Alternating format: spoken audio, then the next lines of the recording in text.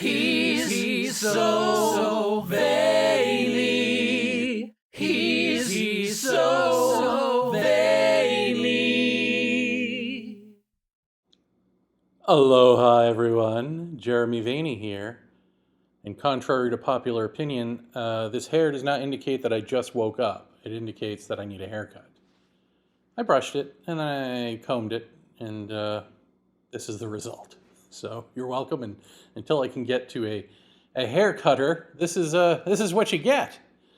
I don't think anyone on this show cares, but there's another show that I sometimes host where it's an audience full of assholes. Let's face it. Not all of them, but enough of them. So speaking of assholes, we're going to be looking at Elon Musk's take on consciousness because someone in a thread for another show, I think, well, I don't remember what show, but, and I don't have internet access where I am now, but somebody had commented and saying, oh, why are you picking on people with no view count? Why don't you pick on Elon Musk? And my answer was something along the lines of, the intention of this show is not to pick on people.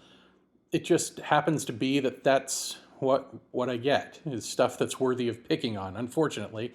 With the exception of the Jersey Joel thing, right? Like, that was kind of a head scratcher for me, and I'm sure at some point I'll find someone I completely agree with or partially agree with or respect in some way. But so far it's, it's been bottom feeders. Whether it's Neil deGrasse Tyson or I don't know what, Kundalini gobbledygook finger puppet guy. So, and I had commented that back, something less wordy, and then never heard anything. And that could be because the person just didn't respond, or it could be that they didn't see my comment, because my comments, especially when I post from my phone to YouTube, have a tendency to just like disappear to where I can't see them. And then I go looking for them and, inside my own, like, whatever it is, dashboard, YouTube dashboard, and I can't find them. So I don't know if I've been canceled or erased, or it's just me who can't see them and other people can. I don't know. Point is, I may have written and they may not have seen it, or it may not exist, even though I've written it.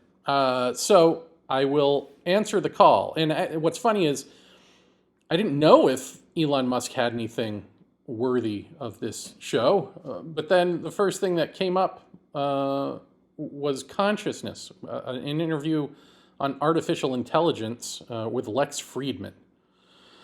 So, just so you know, I'm not an Elon Musk fan. So, right away, I am predispositioned to believe that anything that's going to come out of his mouth is going to be somewhere between stupid and really, really stupid about consciousness. But who knows? Maybe he'll surprise me. Maybe this will be the one where I go, oh, something relatable. Let's find out.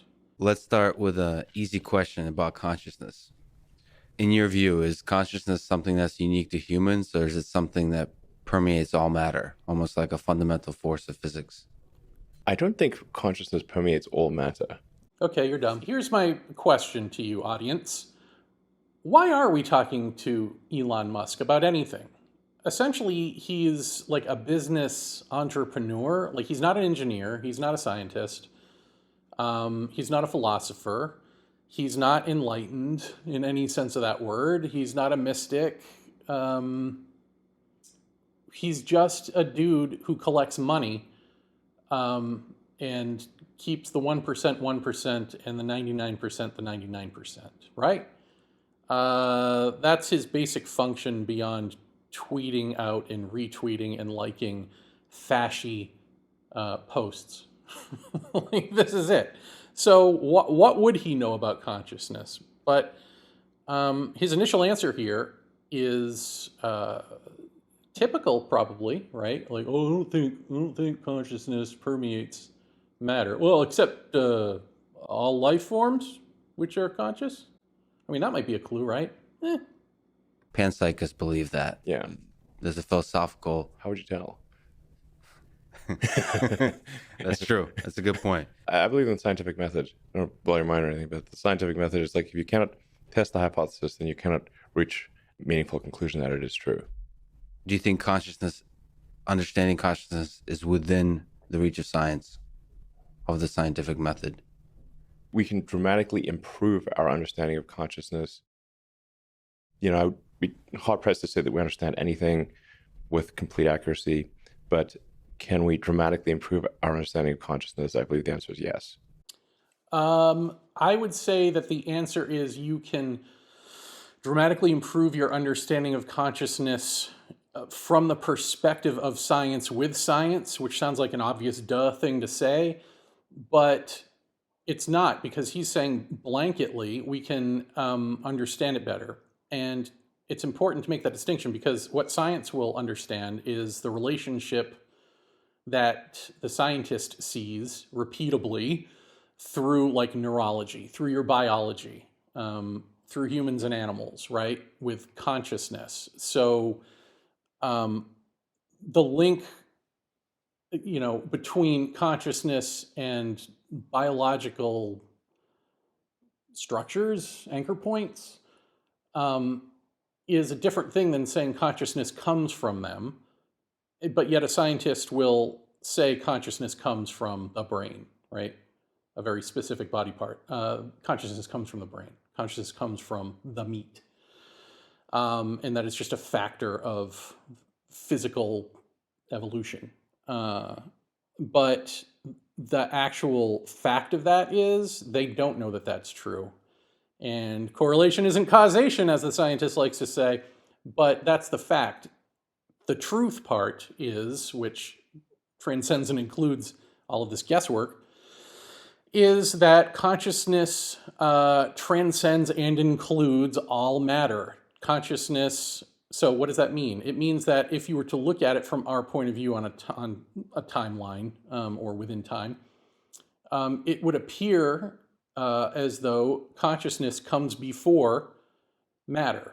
I mean, if you're just examining matter and you're going, prick this, and then your arm flails and you suddenly feel differently about things or something, prick this and you lose a memory or something. It seems to be that consciousness comes from the brain, but really what comes from the brain is the self, the projection of the sense of self. But consciousness per se, actually, it's like nesting dolls, right? There's consciousness, there's matter, there's consciousness within matter. But that's on the timeline. So in the timeline, it looks like I've said this before, if you pare back all things, if you strip away everything, you're left with nothing. Nothing is a concept. Nothing is a pure concept. I mean, it is the purest concept. It is the concept that exists when all things do not. However, the scientist would say, the biologist would say, maybe, that consciousness comes from the brain.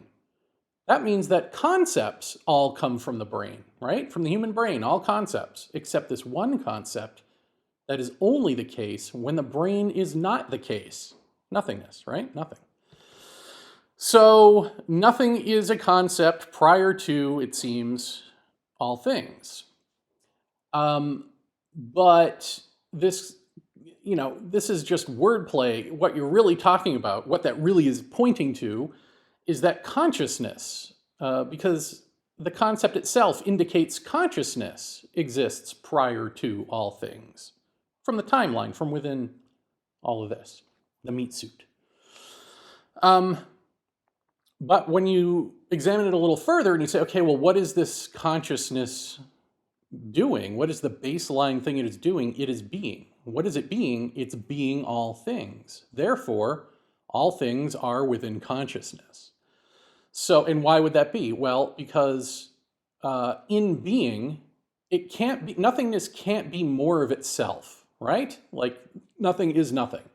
Oneness, one consciousness, you can't divide it into two consciousnesses that way. But in so being, what is it being? It's being, quote unquote, different from itself. It's being, differences. It is being those two consciousnesses and more. It is being all things.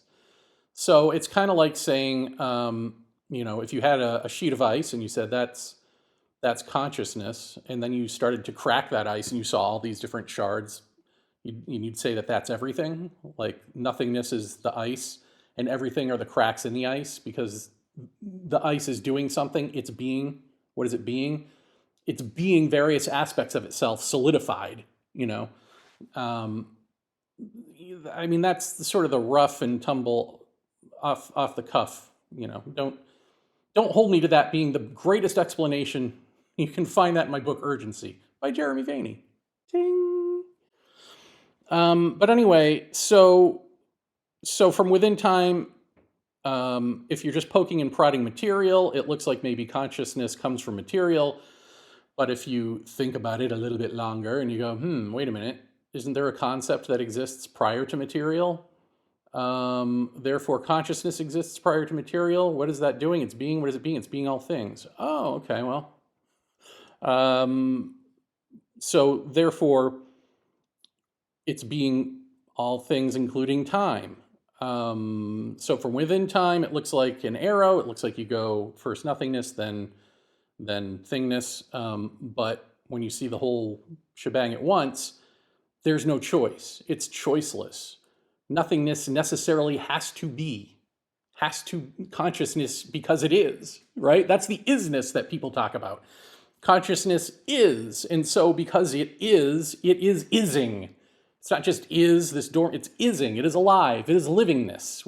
So how that expresses is, at least from what we can tell, in objects and energies that appear to be objects and blah, blah, blah. That's where the physics comes in to sort of say, oh, this is, what the appearance is physical objects, but beneath that is energy and blah, blah, blah. That's all a description of all that is emanating from within isness, from within consciousness per se. If that makes sense. If that doesn't make sense, I will write it out for you or something. Anyway, let's go. Does an AI system, in your view, have to have consciousness in order to achieve human level or superhuman level intelligence? Does it need to have some of these human qualities like consciousness, maybe a body, maybe a fear of mortality, capacity to love, those kinds of silly human things? Are those silly human things? Like, does it have to have these human capacities to, what does it mean to, let me ask you this. How alive are you? So when I'm talking about this consciousness per se, it's not that I've thought this through. I mean, I have thought it through, and so I can give it to you intellectually. This is the intellectualized version. There's nothingness prior to and inclusive of. How do we know that? Nothing is a concept, blah. But it comes from actual experience. I have experienced nothingness becoming all and what that entails. Also in the book Urgency. And also probably you've heard me say it on other shows and stuff. So if you're one of those people who's like, I'm going to buy your book. F you, pal. No, just go search it out. What do I have to spoon feed you everything? I've talked about this. 1 million people have talked about this. Okay, not 1 million people, like 5 people. Like Buddha was one of them. It's me and Buddha. It's me and Buddha and Jiddu Krishnamurti. These are the 3 people. And probably Ken Wilber at some point. But no, the point is what creates, human nature, or what creates, the base question is something alive? Is it conscious? Why would you base that on humanity and human nature? I am a sweaty mess. I'm sorry. It's very hot in here.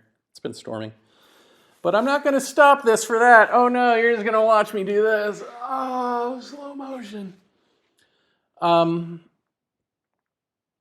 So why are we basing it on humans? That's, scientists poo-poo animism, right? Why don't we poo-poo that when it comes to computers? But if you were going to base it on humans, if you're going to say, well, is it alive as us? Does it have to have these silly things like love and blah and blah?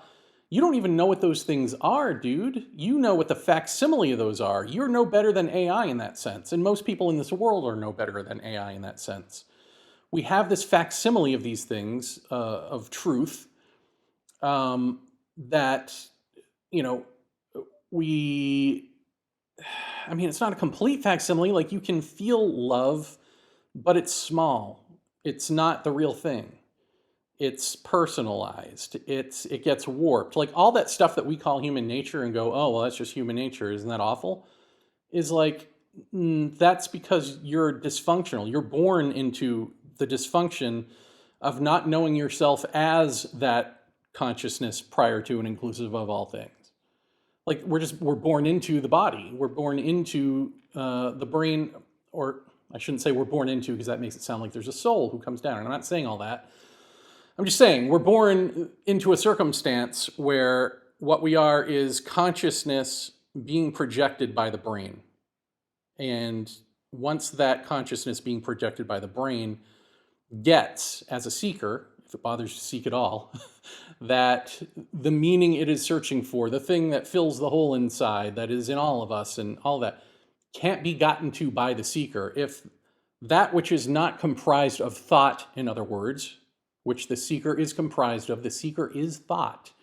When that which is not comprised of thought, when it is understood by the brain and the body that cannot be found with thought, you can only find more thought with thought, then the brain shuts the seeker off, stops projecting you, and in that moment, this consciousness prior to and inclusive of the brain becomes the self-sense of the body.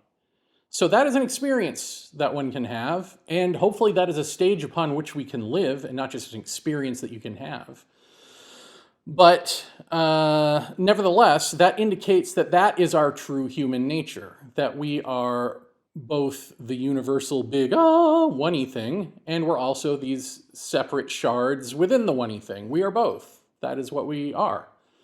So if we only self-identify as one and negate the other, or ignore the other, or don't know about the other, or embrace it as a thought construct, as the New Age people do, which usually means that they're full of rage, they're full of their own psychological baggage they haven't dealt with, but they've read about oneness concepts, they've read about this stuff, they know it makes them feel good to think about it, and to validate each other with what they claim they're going through magically with it, and to do psychedelics and stuff like that, which have a false sense of that, which give you a sort of Carney Barker recreational use version of oneness, which is not you, right? Like, it's either you or it's not you. If it's not you, then you can go to or from it. You can ingest something and, have that experience of that, like a virtual reality sort of psychedelic trip, man. But that means it's not you. So it's either you or it isn't you. And so how is Elon to know this? How is Lex Fridman to know this?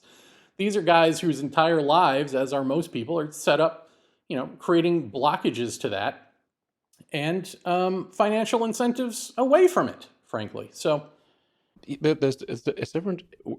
There's the scientific method, which I very much believe in, where something is true to the degree that it is testably so. And otherwise, you're really just talking about, preferences or untestable beliefs or that kind of thing. Well, again, the difference is this is testable. It's not testable as in you can test it, like you're the observer and you're doing something. The test is, the being a scientist with what I'm talking about is simply allowing yourself the honest moment of understanding that you don't know anything, right? Like that you are a construct, but not that you get it. I mean, you can get this intellectually. Again, New Agers do it all the time. Religious people do it all the time. Hell, Elon probably does it sometimes in his sleep by accident.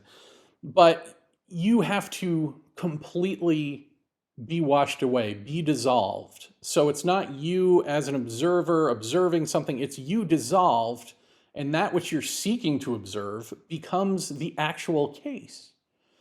So that's not something that can be gotten to with science, and it's not something that can be gotten to with belief. It can only be gotten to through direct experience. It ends up being somewhat of a semantic question where we are conflating a lot of things with the word intelligence. If we parse them out and say, are we headed towards the future where an AI will be able to outthink us in every way, then the answer is unequivocally yes. In order for an AI system that needs to outthink us in every way, it also needs to have a capacity to have consciousness, self-awareness, and understanding. It will be self-aware, yes. That's different from consciousness. I mean, to me, in terms of what consciousness feels like, it feels like consciousness is in a different dimension. But this could be just an illusion.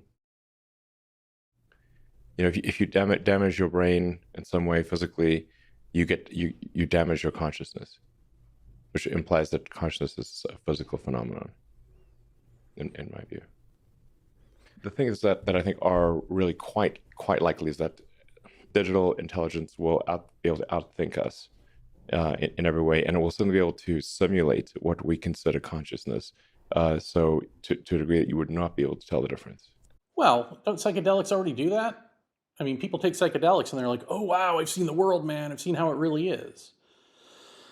And why are we taking consciousness lessons from Elon, who lives in a billionaire bubble? I got a feeling I'm just going to be on repeat with the rest of this, so maybe it's not even worth going through. But because it sounds like they're on repeat, right? Like consciousness comes from the brain. Here's the problem too. When you believe that consciousness comes from the brain, when you're really self-absorbed, the way Elon Musk is, and the way, he's probably like beyond what the normal self-absorption is, but maybe not. Let's just say all of us are self-absorbed to some extent. When you don't understand the when-to-see nature of it all, and don't even believe it as a hypothetical, as something that you really wish you were experiencing, is true in your heart of hearts and you're seeking, when none of that is you, when you just are like, that exists, I have consciousness, that doesn't, my consciousness comes from my brain, I'm just like that except with consciousness. Like that kind of reductive thinking, and you're a billionaire, it's real easy to stick electrodes into a monkey's brain or chips into a monkey's brain, kill a bunch of monkeys, trying to create a brain chip that you can put into people so they can move their arms or whatever. Like, everything is just robotic meat in the first place. So what are we talking about when we're asking a guy like that about AI? I mean, AI is going to outthink us. Well, a calculator already outcalculates you, but calculators haven't taken over the world. So the internet already stores more knowledge than I have, but the internet hasn't, as far as I know, taken me over. Although I guess the addiction part of it takes people over, right? But you know what I mean.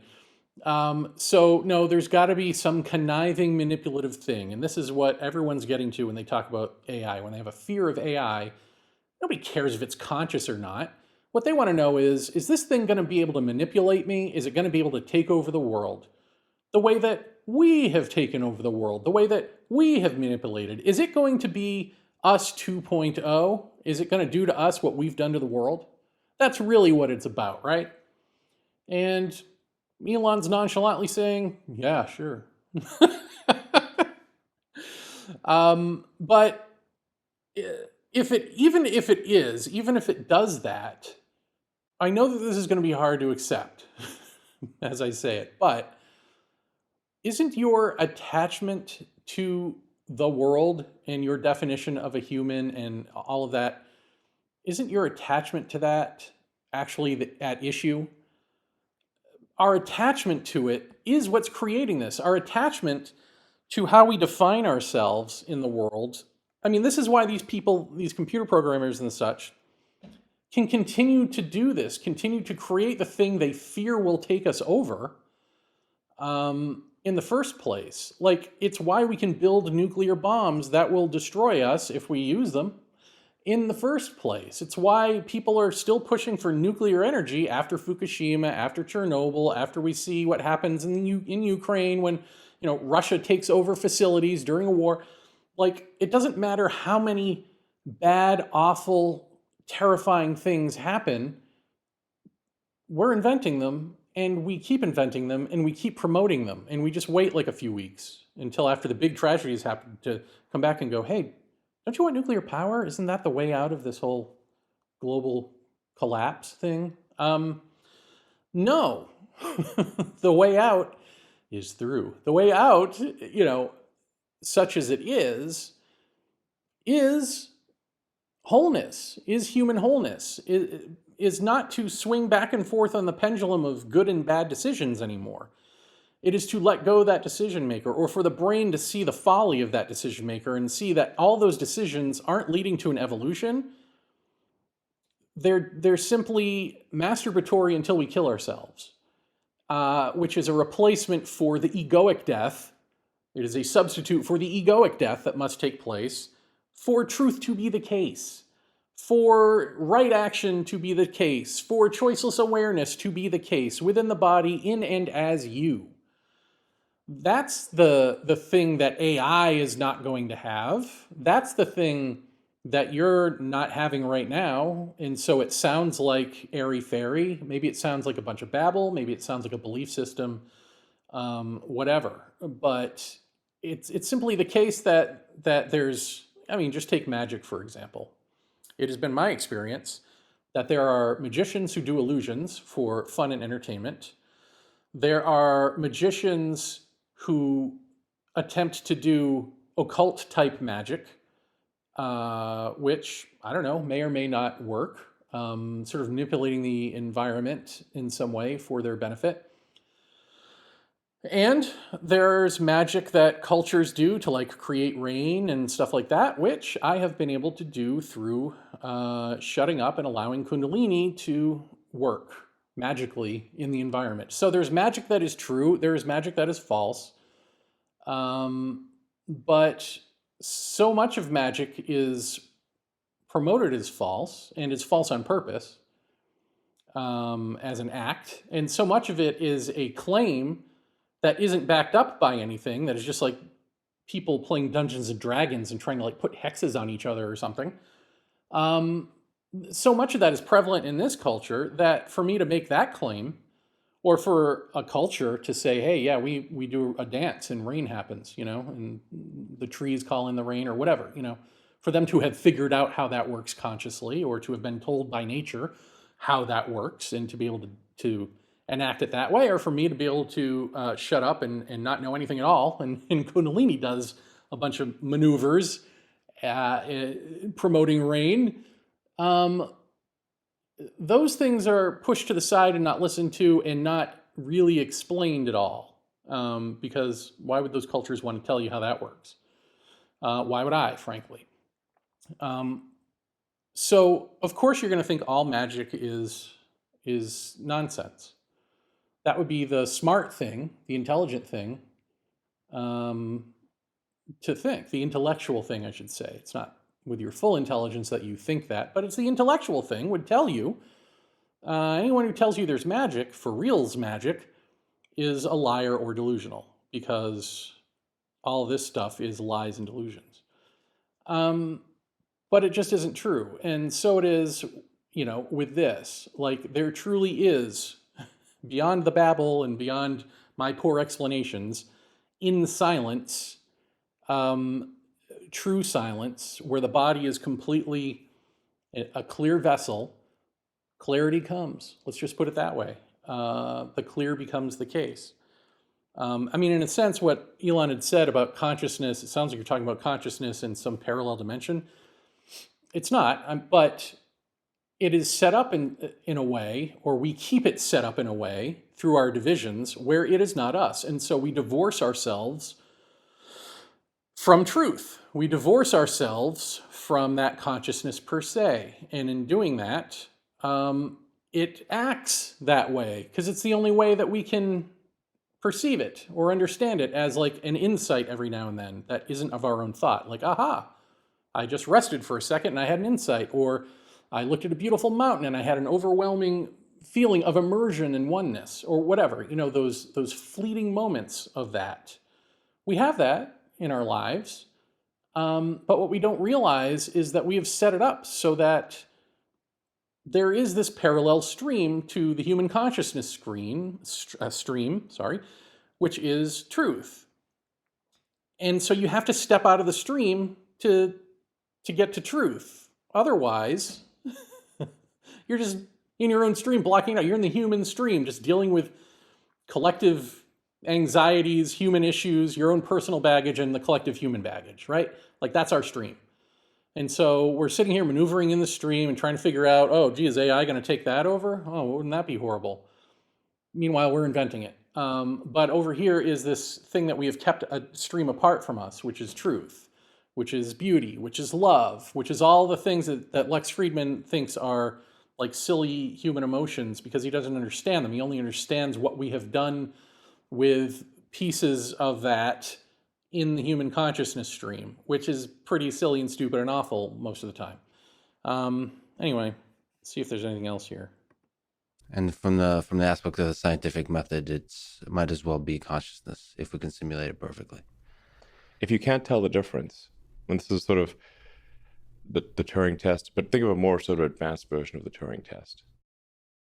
If you're talking to a digital superintelligence and can't tell if that is a computer or a human, like let's say you're just having a conversation over a phone, or here's another problem I have with all this, which is like so many people I know and interact with can't tell like a con man, like an obvious con man, like a real snake oil salesman, charlatan-y type guy. Like I've seen these people speak on stage, the charlatans in UFO world and elsewhere, televangelists, for instance, certain politicians who, they wear it on their sleeve. To me, it seems obvious that certain people, you can't tell with everybody, right? But there's certain people who wear it on their sleeve. They've got a certain look about them, certain mannerisms, the things they say, the way they say them, is all presented in such a way as to be completely phony. And I know this from the word go. And there are people who cannot tell the difference. So if you can't tell the difference between phony people and real people, people putting you on and people who are being honest and just talking to you, is it any stretch to not be able to tell the difference with AI? I mean, is that really the test here, that whether I can tell that a chatbot isn't, a dope con man on the other end of the line? Like, come on.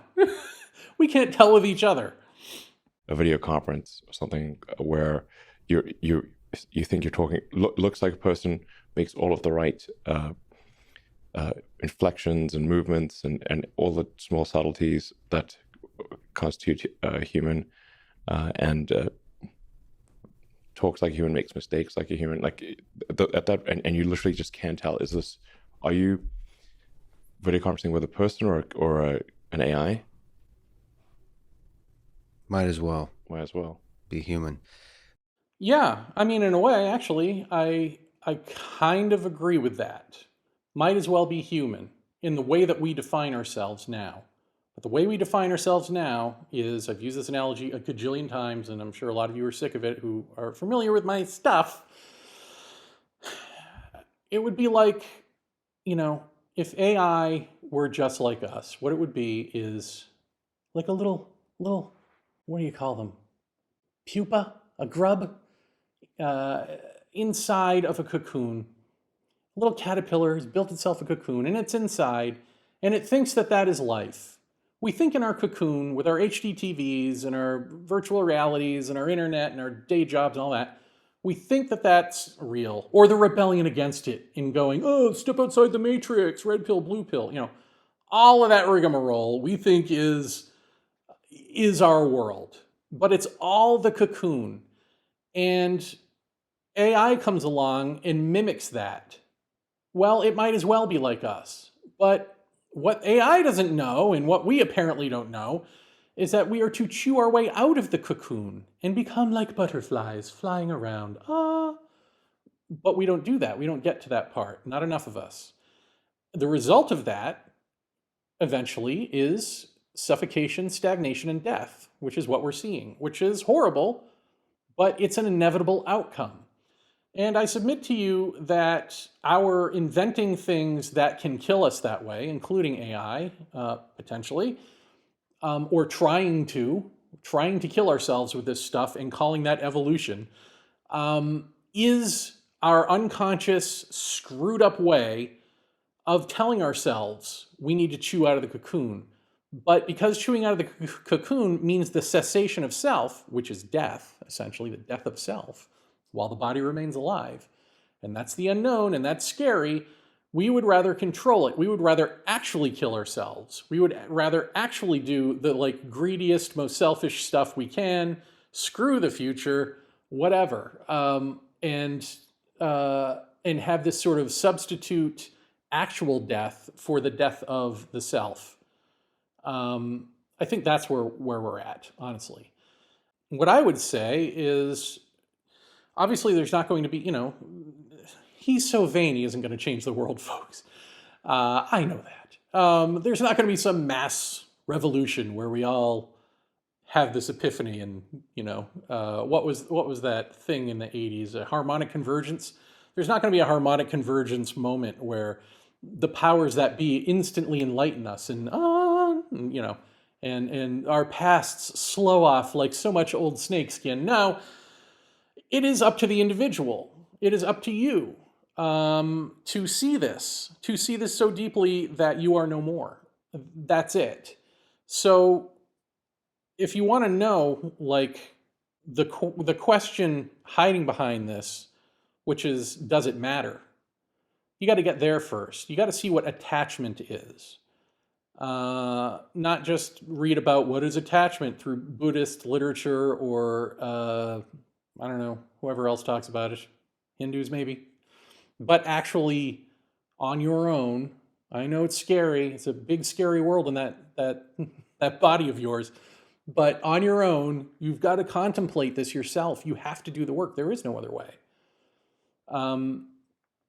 You have to do it and keep doing it and not get distracted or bored or whatever. And just keep plugging away at, like, what is a human being? And as I say that, what's funny is, we can have these discussions about artificial intelligence. Is it alive? Is it not?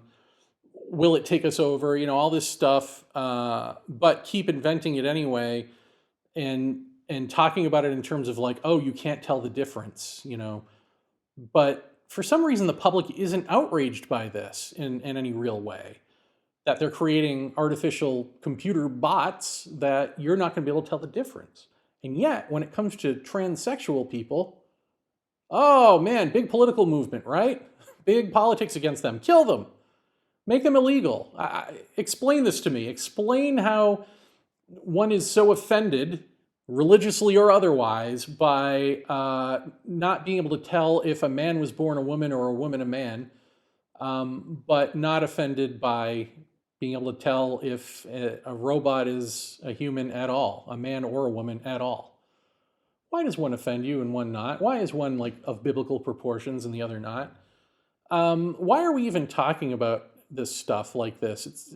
At some point you wake up and you realize, or I do anyway. I used to say things back in the day like, obviously it wasn't 2023 back in the day, but it'd be like, it's 2023. Why aren't we over this? Why haven't we out-evolved this?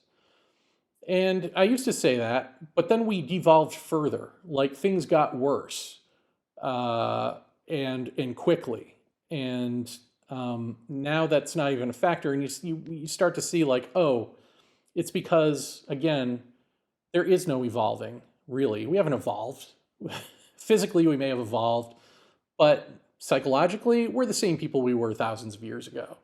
We just go back and forth on the pendulum, and we may make incremental progress with rights, but there's people there just waiting to drag us back, and we are waiting to be dragged back, many of us. And that's what happens when you live on that pendulum and you don't ever see through it. When you make up stories about how you see through it, and how you're a spirit warrior, or how you're enlightened, or whatever, how you're following a path to enlightenment. When you make up those stories and you live those stories, which is kind of where we are now, a lot of us, the whole perception is reality thing that we hide behind, is just a way to say, I want to make up a fantasy world that makes me feel good, where I don't have to deal with my real feelings, with my past, or just with how I feel now. or I don't have to feel all of that. I can make up an avatar, and through the new age or online new age or whatever, I can create this me that I really wish were me. And I can pretend like we're all co-creating our own reality in some grander way than we actually are. I mean, we are, right? That's what a society does. But they mean it differently than that. Those of us who who say such lofty things, you're not actually. You're actually stagnant. You're actually no different than the religious zealots, no different than the scientists, no different than the Elon Musks. Maybe a little less psychotic, maybe a little less fascistic, a little less narcissistic. But man, you're all going down with the ship. Hell, I'm here. I'm going down with the ship. But I've got a different perspective on what that is. And it's one that will not feel good or right or sane if you don't have the perspective that transcends and includes this one. So you got to get there, folks. I implore you. I know that this is He's So Vaeni. Man, this has taken a turn. But really, we're at the end of the line here. How much more entertainment do we need? How many more like serious things do we need? How many more arguments do we need to make to ourselves and to each other about any of issues dealing with spirituality and consciousness and the planet and blah? Just shut up and see who speaks when you stop speaking.